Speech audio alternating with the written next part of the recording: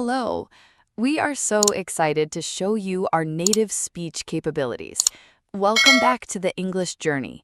Today, I want to share something very close to my heart. The story of how I personally broke through the prison of fear and built true confidence in speaking. My name is Anna, and I am here to share the 5 daily habits that completely changed my life. And I am Abel. I am so glad to be here with you, Anna. Hearing that even an expert like you used to struggle with confidence is incredibly comforting. Today, we want to move past dry grammar rules and talk about the real, human side of learning a language, how to change your mindset, handle your mistakes, and practice comfortably right from your own home. That is exactly right, Abel. And I want to begin by saying something very important before we dive into anything practical. Confidence in English is not a gift. It is not something that some people are born with and others are simply not. It is a muscle, and just like any muscle in your body, it grows slowly through consistent, small, daily actions. I did not always believe that. For a very long time, I believed that confident speakers were just naturally different from me. I thought they had some kind of special quality that I was missing, and that belief kept me stuck for years. I think so many of our listeners feel exactly that way, Anna. I know I have felt it myself. You look at someone speaking so naturally and fluently, and you think, I will never sound like that. There's this gap between where you are and where you want to be, and it feels so wide, so impossible to cross. Yes, that feeling is so real, and I want to honor it today rather than brush it aside, because I think so many language teachers skip over this part. They jump straight into the techniques and the tips, but they forget to sit with the learner in that uncomfortable, vulnerable place first. So let me take you back to a moment that I have never forgotten, a moment that honestly still makes my heart beat a little faster when I think about it. Please share it. I really want to hear this. It was several years ago. I had been studying English seriously for about 2 years at that point. I had read countless books, I had filled notebook after notebook with vocabulary lists and grammar rules. I genuinely believed I was ready. I was invited to speak at a small community event. It was not a large audience at all, maybe 30 people sitting in a semicircle in a warm, brightly lit room. And they were all very friendly. They were smiling at me, but the moment I stood up and opened my mouth, something happened that I had never experienced before. My mind went completely blank. Not just a little blank, completely, terrifyingly empty. Every word I had ever studied seemed to simply vanish. I stood there in silence for what felt like an eternity, though it was probably only a few seconds. And then I said something, I honestly cannot even remember what, and I sat down. I did not finish what I wanted to say. I just sat down. Oh, Anna, I can feel that moment just listening to you describe it. The silence, the eyes on you, that horrible feeling of your mind just emptying out. That is one of the most frightening experiences I can imagine. It was. And afterwards, the shame was crushing. Not because people were unkind, they were not. Most of them probably didn't even fully notice, but I noticed. I went home and I sat very quietly for a long time, and then a thought crept in, a thought that I had been trying to push away for years, and it finally arrived with full force. The thought was, you are not good enough. Your English is not good enough. You are never going to sound the way you want to sound. That inner voice, I know that voice so well. It's so harsh and so loud, especially in moments of failure. It is the loudest voice in the room when things go wrong. But here's what I eventually realized, and this realization became the foundation of everything that changed for me. My problem in that room was not my vocabulary. It was not my grammar. I had the words. I had studied the grammar extensively. My problem was fear. Specifically, it was the fear of judgment. I was so terrified of what those 30 people would think of me if I made a mistake, if I paused too long, if my accent was too strong, that my nervous system completely shut down. My brain interpreted the situation as a threat, and it responded accordingly. And the only way to overcome that was not to study more grammar. It was to change my relationship with fear itself. And that's where the 5 habits came in. I love that distinction, Anna. It's not about knowing more, it's about fearing less. So let's talk about these habits. Where did you begin? The first habit sounds so simple that many people dismiss it immediately when I describe it. And that is always a mistake, because the simplest things are often the most powerful. The first habit I called the morning self-talk ritual. Every single morning, before checking my phone, before making coffee, before doing anything else, I would give myself exactly 2 minutes to speak aloud in English, alone, in my room, or sometimes in the bathroom, just speaking. No topic was too small. I would talk about what I planned to do that day. I would say things like, today I'm going to the market and I need to buy vegetables and maybe some bread. I want to call my sister this afternoon. Tonight I will read a few pages of my book before I sleep. Very ordinary, very simple thoughts, but spoken aloud in English in my own voice. Just 2 minutes? That seems almost too short to make a real difference. I know it sounds small, but think about what was really happening in those 2 minutes. I was warming up my vocal cords every single morning in English, just like a singer warms up before a performance or an athlete stretches before a run. I was preparing my mouth, my tongue, my breath for English. More importantly, I was doing it in an environment with absolutely zero judgment. There was nobody to impress. There was nobody to disappoint. It was just me and the English language together in the quiet of the morning. And slowly, day after day, my brain began to associate speaking English with something calm, something private, something safe. That association changed everything. I think the reason I love this habit so much is that it removes the pressure completely. When I try to practice English, I immediately feel this pressure to be correct, to be impressive. But if it's just me, alone, in the morning, just warming up, that pressure isn't there. Exactly. And that absence of pressure is the entire point. You're training your nervous system to relax around the act of speaking English. You're building a new emotional memory. Over time, that calmness starts to travel with you. It begins to show up in conversations with other people because your brain has done this hundreds of times and survived it and actually enjoyed it. The habit retrains not just your mouth, but your mindset. That's beautiful. Okay, so every morning, 2 minutes of speaking aloud, just about your day, no corrections, no pressure. What was the second habit? The second habit I called the 5-minute audio diary, and this one took a little more courage, at least for me in the beginning. Every day, I would take out my phone and record myself speaking in English for approximately 5 minutes, just talking about my day, about something I noticed, about a feeling I had, about something that made me laugh. And then, this is the key part, I would listen back to the recording, not to criticize myself, not to count my mistakes, but simply to hear my own voice speaking English and to become comfortable with it. Listening to my own voice is honestly one of the most uncomfortable things I can think of. Most people strongly dislike hearing themselves on a recording, right? That voice sounds so different from what you hear inside your own head. It does feel strange, and I completely understand the discomfort. But that strangeness is precisely why the habit is so valuable. Most of us go through life never truly listening to ourselves.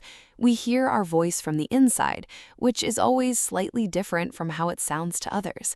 When you listen to your recorded voice regularly, something remarkable happens. The strangeness fades, the discomfort softens.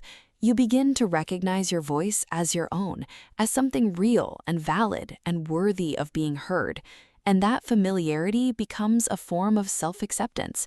You stop spending mental energy being embarrassed by how you sound, and you start channeling that energy into what you are actually saying. So it is not about analyzing your mistakes at all.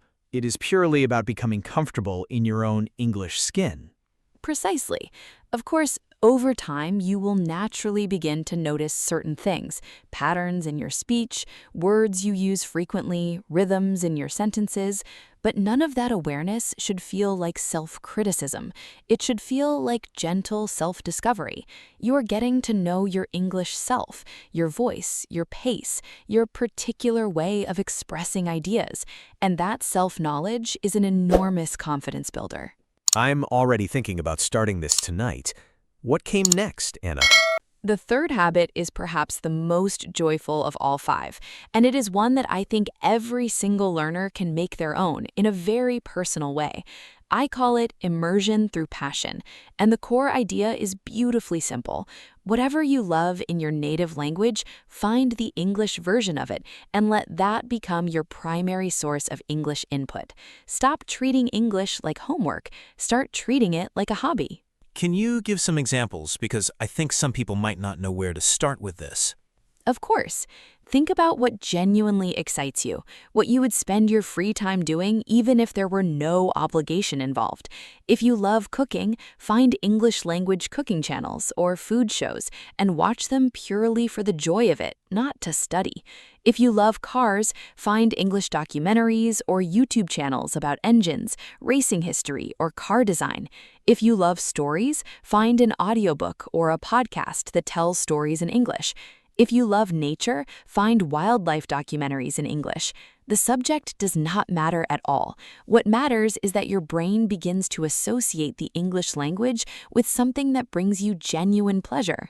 Because right now, for so many learners, English is linked in their brain to stress, to exams, to grades, to red pen marks on their essays. Exactly that. And those negative associations are silently working against you every time you try to practice. Your brain has learned, over years of schooling, that engaging with English means being evaluated, being judged, being found lacking. So it resists. It creates anxiety. But when you watch a cooking show in English because you genuinely want to learn how to make that dish, something completely different happens in your brain. Dopamine is released. You feel interested, alive, engaged, and the language that is flowing through your ears in those moments is being absorbed in a rich, natural, joyful way. You are building fluency without the heavy weight of obligation pressing down on your shoulders. This is such a shift from how most of us were taught.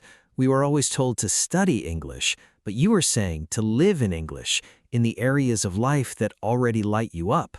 That is a beautiful way to put it, Apple. Live in English, in the spaces that already bring you joy. And over time, you will begin to notice that your vocabulary expands in ways that feel natural because they are connected to something meaningful to you. You're not memorizing isolated words on a flashcard. You are building associations, sound, image, emotion, meaning, all woven together in the context of something you genuinely care about. I want to talk about the fourth habit because I have a feeling it speaks directly to one of my biggest personal struggles. I have this very bad habit whenever I'm nervous speaking English.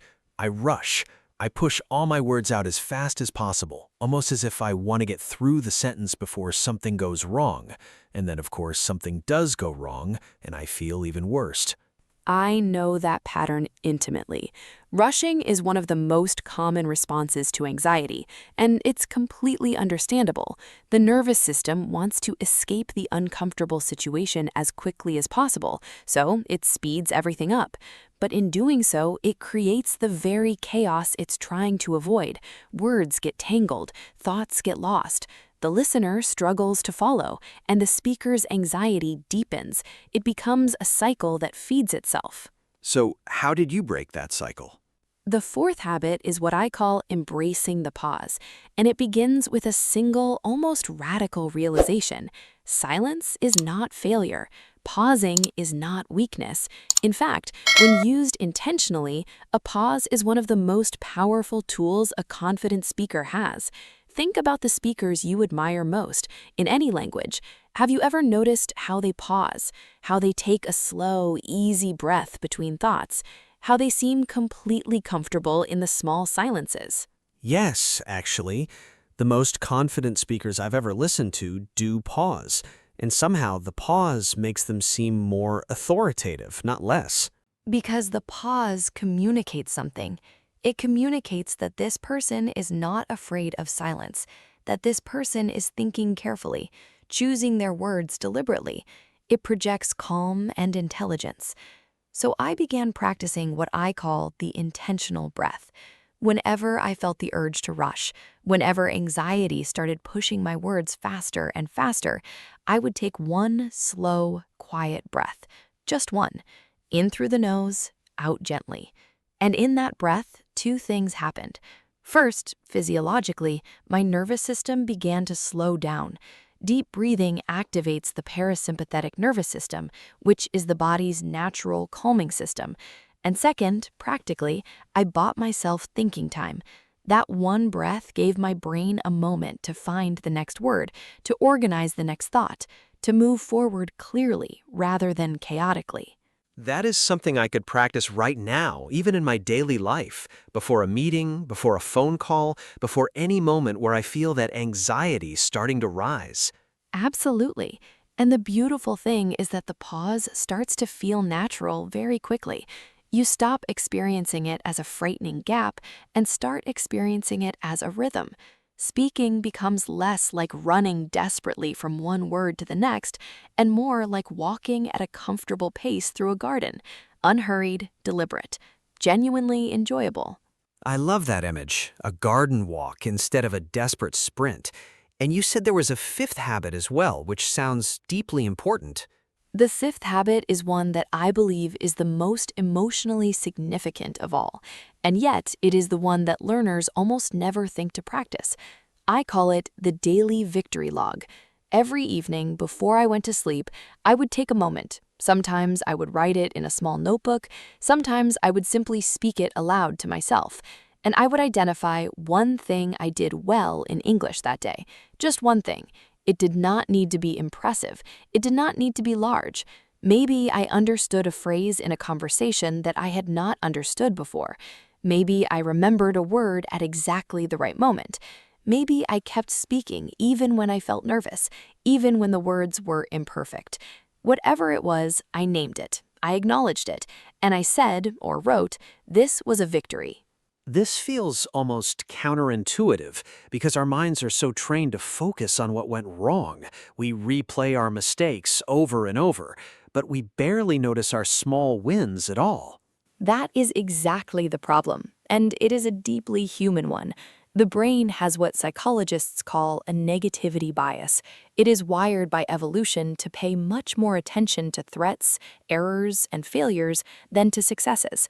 This was useful for our ancient ancestors who needed to remember where the danger was, but it is deeply unhelpful for a language learner who needs encouragement, momentum, and a growing sense of capability to keep going through the long and sometimes discouraging journey of building fluency. So the daily victory log is essentially retraining your brain to notice what is working, not just what is not. Precisely. And this is not naive positive thinking. It is not about pretending that mistakes do not happen or that there is no room to improve. Mistakes happen every single day, and growth requires acknowledging them. But there is a profound difference between noticing a mistake as information, as data that helps you improve, and dwelling on it as evidence that you are not good enough. The victory log teaches your brain to hold both things at once. Yes, today was imperfect, and also today I did this one thing well. Both of those things are true, and the more consistently you practice focusing on the second truth, the more your confidence grows. Not because you have fewer mistakes, but because you stop letting the mistakes define you. That shift in perspective sounds so powerful. You're not changing the reality of your practice, you're changing the lens through which you view it, and that changes how you feel about showing up to practice tomorrow.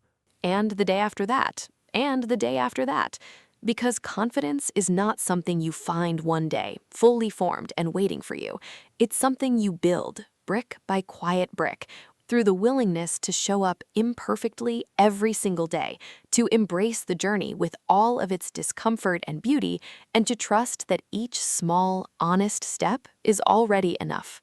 When you listen to you describe all 5 of these habits together, I notice something. None of them require expensive courses or perfect conditions or a native speaker sitting across from you. Every single one of them can be done completely alone at home, with nothing more than your phone and your honest commitment to showing up. That was deeply important to me when I was developing these habits because I did not always have access to expensive resources or professional tutors or immersive environments. I was working with what I had, in the quiet of my own home, on an ordinary schedule with ordinary limitations and ordinary days. And what I discovered is that those ordinary days, stacked faithfully one on top of the other, create something extraordinary. Not because of any single dramatic breakthrough, but because of the direction. You are always moving forward, even on the days when you don't feel like it, even on the days when the words don't come easily and your confidence feels fragile and small. You are still facing the right direction, and that matters more than speed. I think that's the message that I really needed to hear today, and I know our listeners needed it too. The direction matters more than the speed. You don't have to be perfect, you don't have to be fast, you just have to keep facing forward. And to trust the process deeply, even when you can't yet see the results. The morning will come, and I promise it will come, when you open your mouth and the words flow a little more easily than they did before, when you pause in a conversation and feel calm instead of panicked, when you listen back to your recorded voice and hear not an embarrassing stranger, but a familiar, growing, capable person. That morning will come, and every small habit you build today is bringing it closer. Anna, what you shared today, your story, your vulnerability, these beautiful 5 habits, it's reminded me that learning a language is one of the most courageous and deeply human things a person can do. And that courage doesn't announce itself in loud, impressive moments. It lives in the small, quiet, daily choices to keep going. Confidence is not something you find one day, fully formed and waiting for you. It's something you build, brick by quiet brick, through the willingness to show up imperfectly every single day, to embrace the journey with all of its discomfort and beauty, and to trust that each small, honest step is already enough.